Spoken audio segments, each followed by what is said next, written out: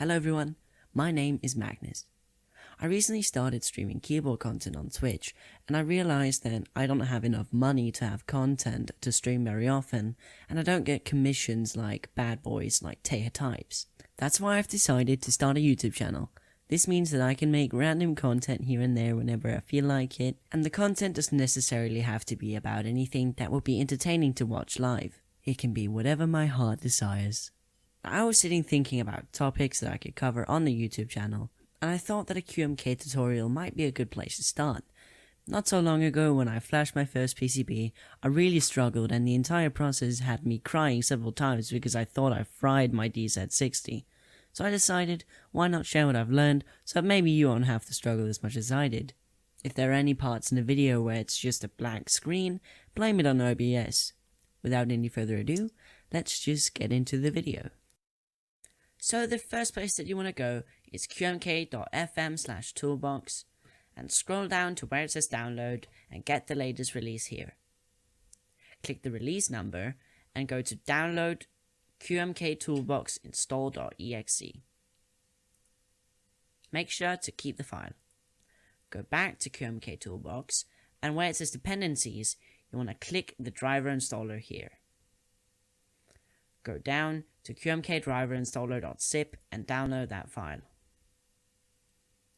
Once you're done with that, you can go to your downloads folder and drag out the two files. Next, you want to open up the zip file, and if you're on Windows or Linux, I think, you want to take this one, and if you're on Mac, you want to take this one. I'm on Windows.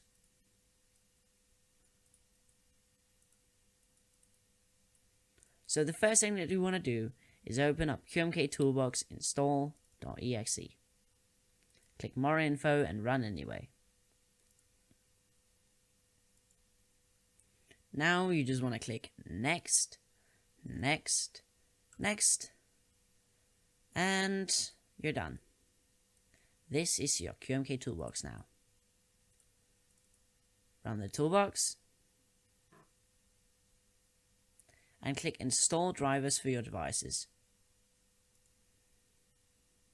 Now just let this run through whatever it's gotta do and come back when you're done. Once all the drivers are installed, you want to make yourself a hex file to flash onto your keyboard. Go to config.qmk.fm and pick whatever keyboard that you want to use. In my case, I'm using an XW60. Here, you can pick from one of the standard layouts. I'm just going to leave it as is for now. Now this is going to be an extremely simple guide for the QMK configurators. There's quite a lot to cover. I'm just going to do the basics to get you set up with normal key maps and layers. I don't actually have a split backspace, and I don't remember which one of these that actuates the backspace on my standard layout, so I'm just going to put in another backspace like a noob. I actually use ISO, and I'm pretty sure that when it's on the Danish layout, this should just be the correct way that everything is made. Because this is like my entire enter key, but this still registers as the enter key, although the switch is actually placed somewhere around here. I use my right control for my layer, so I'm just going to go to the quantum section. QMK actually stands for Quantum Mechanical Keyboards, and I want to get the MO layer. Now the reason I make this layer 3 is because I know that on the standard key map there's already quite a bit of stuff on layer 3. As you can see, the number 1 through my question mark is actually F1 to 12, and the WASD are my arrow keys, so let's just remove anything that we don't want. Like these arrow keys, I use the WASD arrow keys normally. And let's just fill them up with these things. Let's just go to settings, fast input, because this will do so that when I click the key, it will go into the next key immediately. What? So I now realize that I explained that extremely poorly. Here's what I mean. Normally, let's say we want to make everything on this layer the right OS. We'd have to click here, right OS, click here, right OS, or drag the right OS up. Instead, click Settings, Fast Input, and now when you click Write OS, it automatically goes on to the next key.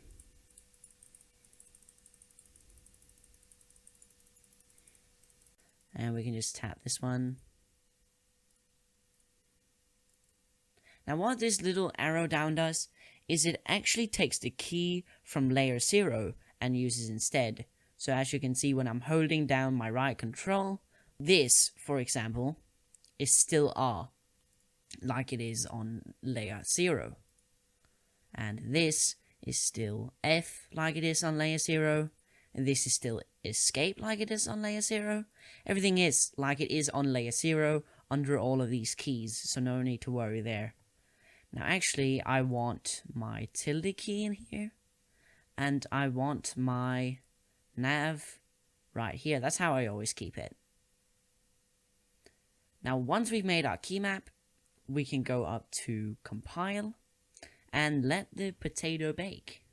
If you're an absolute psychopath and you don't like spinning potatoes, you can just click anywhere, and the little animation will go away.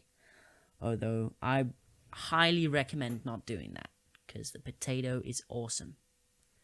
And once it's done compiling, you want to go download firmware file for flashing,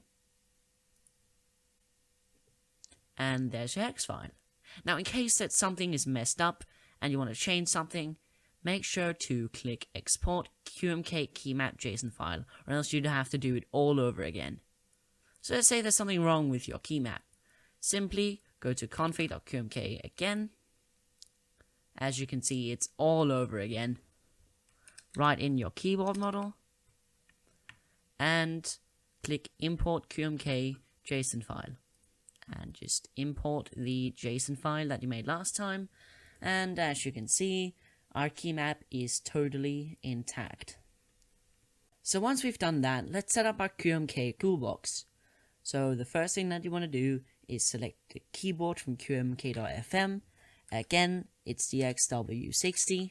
After that, you want to choose the microcontroller unit, which on most keyboards is the Atmega 32U4. But it could be something else. As you can see, there's quite a lot of options. Now you want to open up the hex file that you just made, which is this one. Alright, so the next thing that you want to do is put your PCB into reset mode. Wait, as an added bonus, you have my dog in the background and my cat right there. Hello? Hello? Oh. Do you think we have a consent to have her on video? Do you think we have consent?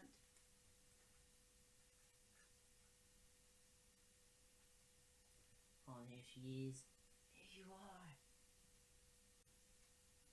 Goodbye. And the dog is still here. Yeah, the doggo is still there. The doggo will be here forever. She's just kind of been chilling. She's just been having a good time. You've been having such a good time, haven't you? Yeah. Because when my parents aren't home, she just stays around me. And I like it, it's great. So, what was I saying? Oh yeah, QMK tutorial. Now, once you have your QMK toolbox set up, what you want to do is put your keyboard into reset mode. Now, all keyboards are put into reset mode in different ways. Some keyboards will have you holding down space and B while plugging in your USB cable. Some will have you pressing a button on the back while the USB is already in. Some will have you holding it while you're plugging in the USB-C cable. But on the XW60, you got a couple of pads on the back. Most commonly, it will be the GND, aka ground pad, and the RST, aka the reset pad.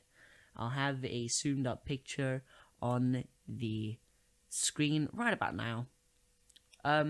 It can look in many different ways. I'll try to find some pictures, but this is what it looks like on the XW60. So all I want to do is just reset it with anything metal. Just short the two pads with anything that is metal. It can be a pair of tweezers, it can be scissors, it can be a paper clip, it can be anything really. It can be a little piece of wire. Seriously, anything. and just touch the 2 pads, and that should do it. Now you can see it says DFU device connected at Melcorp at Mega32U4, and we just want to click flash, and the DFU device will be disconnected. Unplug your keyboard, plug it back in, and that's it. Your keyboard is now flashed via QMK. Let's go to QMK's configurator website again and click test your keyboard. Now, as you can see, all the keys work. The enter key works, the backspace work. Of course, the OS brings up my windows. And actually it's an artist and it's not an escape key, but it presses escape up here, just like it should. I know some people do this a lot more carefully than I do. So when we hold down the control, as you can see, we now have access to the F buttons. We have access to the arrow keys, and we have access to all our nav. And also tilde, I think. Yeah, exactly. So, that's how you flash and test your keyboard with QMK. And yeah, that's just about all you need to know to consider yourself at beginner level when it comes to flashing your keyboard with QMK. If you have any questions, I'd suggest not asking them in the comments, and instead going to docs.qmk.fm, the OLKB subreddit, or the QMK Discord server, all of which I will have linked in the description. I'd much appreciate it if you go watch my Apple M110A video, because I really like to know whether you like this funny cartoon dude or the subtle music in the background. I will also find a way to get the M110A finished within a reasonable time frame, but I'm still trying to figure out what the best way to do it is. With all that being said, make sure to tune in next time where I will teach you pretty much everything there is to know about VIA Configurator.